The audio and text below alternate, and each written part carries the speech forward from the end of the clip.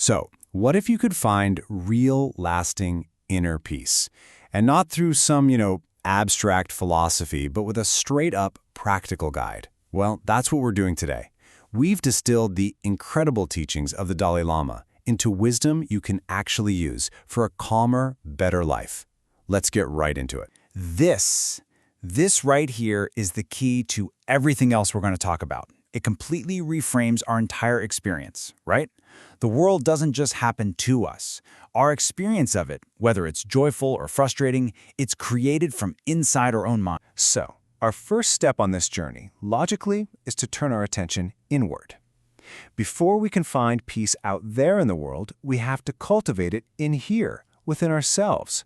It's all about understanding the mechanics of your own mind. We spend so much time chasing these fleeting pleasures. A new phone, a promotion, a compliment, and yeah, they feel good for a minute, but they never last. The Dalai Lama teaches that real, true happiness, it isn't found in external stuff. It's found in our inner state.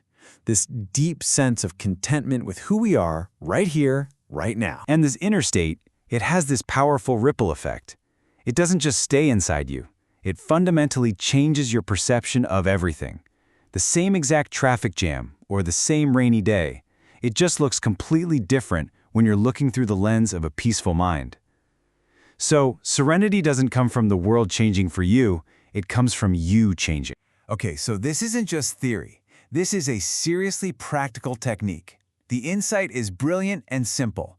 Two opposite emotions can't occupy your mind at the exact same time. It's impossible. So when you feel anger bubbling up, don't try to stuff it down. Acknowledge it, see it. Then, deliberately, intentionally, generate the opposite feeling, compassion for that person. It's like a powerful antidote.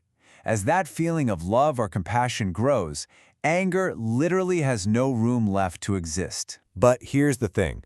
Before we can extend that love to others, especially our enemies, we absolutely have to start with ourselves. And this isn't about being selfish or narcissistic. It's about realizing that self-acceptance and self-compassion are the foundation for everything else. You can only find true joy in the happiness of other people when you've learned how to be happy with yourself first. All right, so once we've started to cultivate that peace within, how does that actually change how we treat other people? Well, this inner work becomes the foundation for building a bridge to the outside world, and we build it through the art of compassion. Now here's a really challenging idea. We're taught to avoid our enemies, right? To defend ourselves from people who wish us harm. But what if we've been looking at it completely wrong? What if the very people who challenge us the most actually have something invaluable to offer us? From this perspective, an enemy is the perfect training ground. I mean, it's easy to be patient with a friend, right?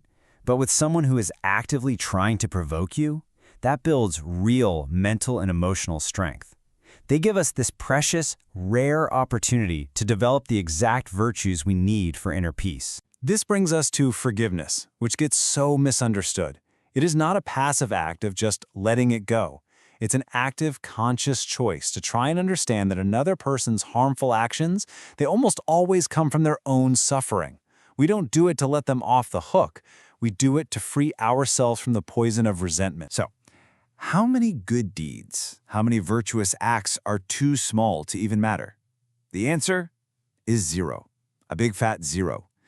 Every single smile, every moment of patience you show someone, every small gesture of kindness, it all counts.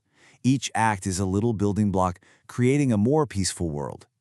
This selfless concern for others, altruism, this is considered the greatest human quality. This deep sense of connection to other people, it naturally leads us to some of life's bigger questions.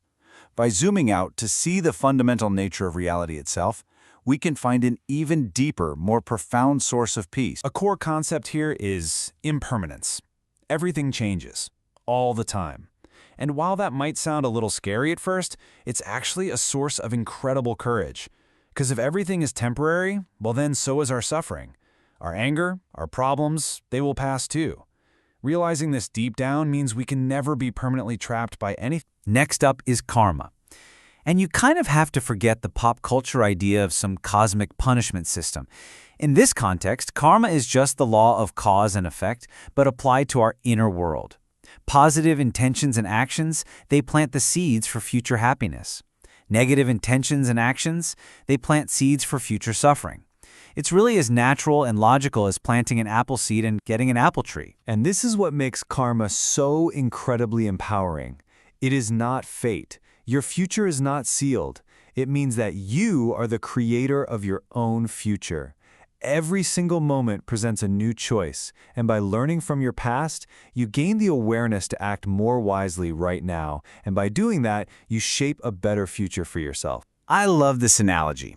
Think of reality as having two wings, like a bird. The first wing is what's called relative truth. That's the world we see and touch and experience every day. It's real. It totally matters. The second wing is absolute truth. The deeper reality that everything is interconnected and impermanent, a truth that's kind of beyond words. And here's the thing, you can't fly with just one wing. We need both. We need to live fully in this world while also understanding its deeper nature. So, the big question is, how do we bring all of this together? How do we weave these profound ideas about the mind, compassion, and reality into a life that actually has tangible meaning? Well, the answer lies in living with purpose. A meaningful life isn't about some single grand act. It's about a daily orientation.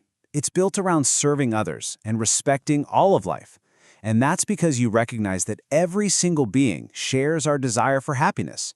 It means finding a spiritual path that nourishes you, whatever that looks like, while always remembering the core truth that we are all deeply interconnected. Our happiness is tied together. This vow, it represents the ultimate expression of this whole path. It's a powerful, powerful commitment to shift your focus from what can I get to what can I give.